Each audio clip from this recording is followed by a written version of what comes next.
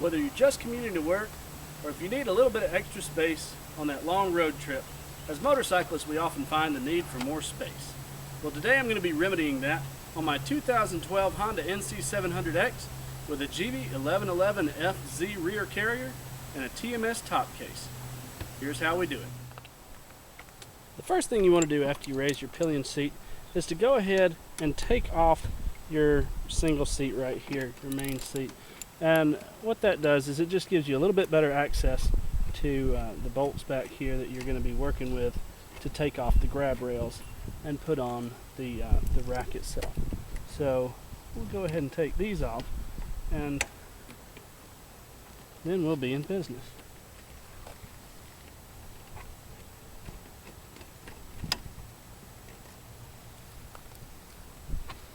It just pops up and slides up. Then what you're going to want to do is to take a small flathead screwdriver and pop these bolt covers off just like that, and that way that'll give you access to the bolts that you're going to have to take out to get the grab rail off. These are 6mm Allen head bolts, so we'll go ahead and get them started, and then we'll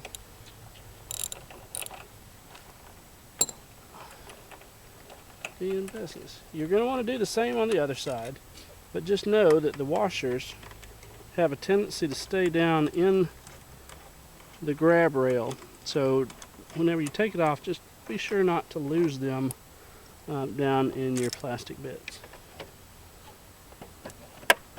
There it comes out just like that.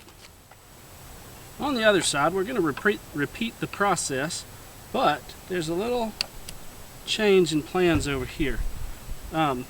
We're going to need to remove this bar here that holds the seat up.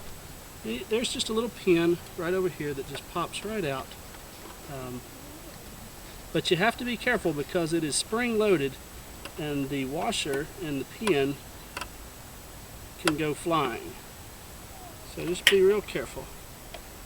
And there you go. It pops right out. We'll install it later whenever we finish taking this side off. The next thing you want to do is find a safe place to put the baby while your wife goes out to run errands.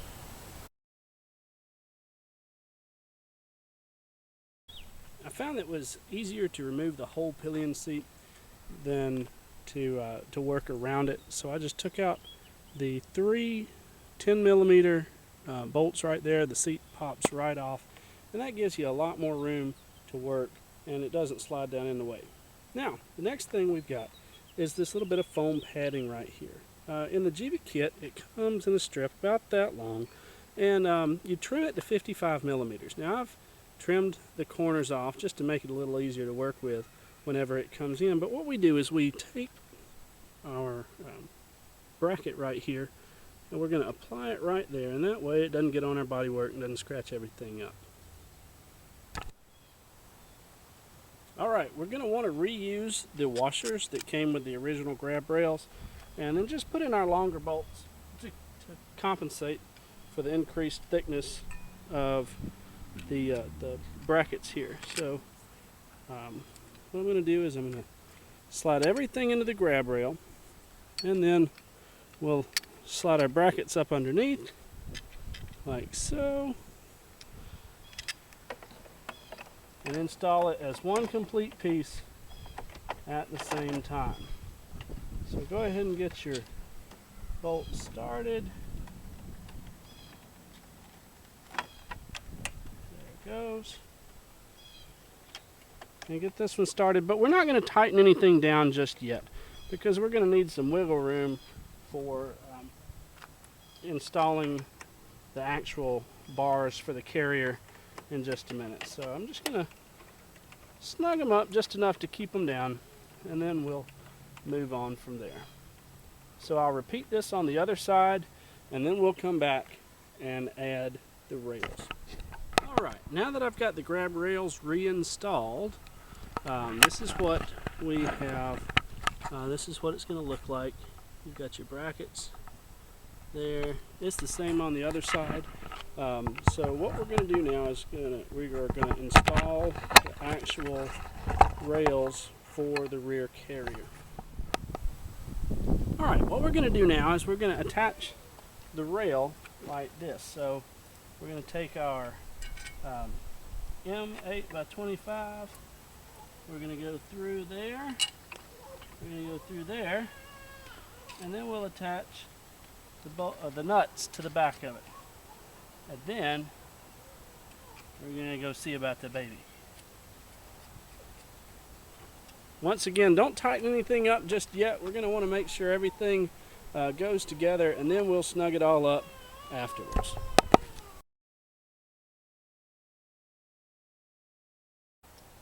Alright, now that we've got both arms on, what I'm going to do is I'm going to tighten up the arms first, and that way they will pull the brackets into position.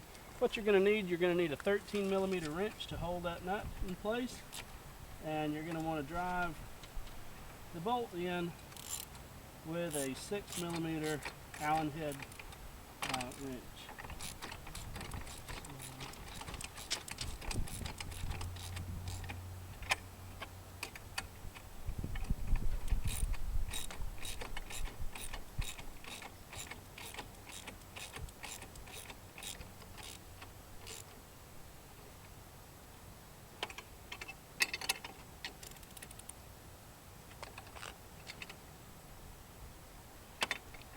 There aren't any torque values listed, so I'm just going to snug them up and keep an eye on them.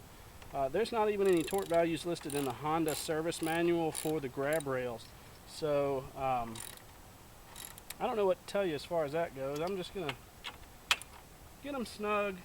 I don't want them too tight since we're dealing with a somewhat plastic piece here, plastics there. But of course you don't want them to be too loose either, otherwise they could vibrate out. You could always put some Loctite or something on there, but right now we'll just see how this goes. Alright, that side's done. I'm going to repeat it on the other side, and then we'll be in business. Alright, we've got both arms attached firmly to the bike. We've got the grab rails back on. Everything is tightened down. We're just going to need to put the seats back on and then put the mounting plate up on the carrier itself. Now if you buy a Givi mounting plate, it's going to bolt straight to that, but I bought a TMS Top box that came with its own mounting plate, so we're going to have to attach that. So there we go.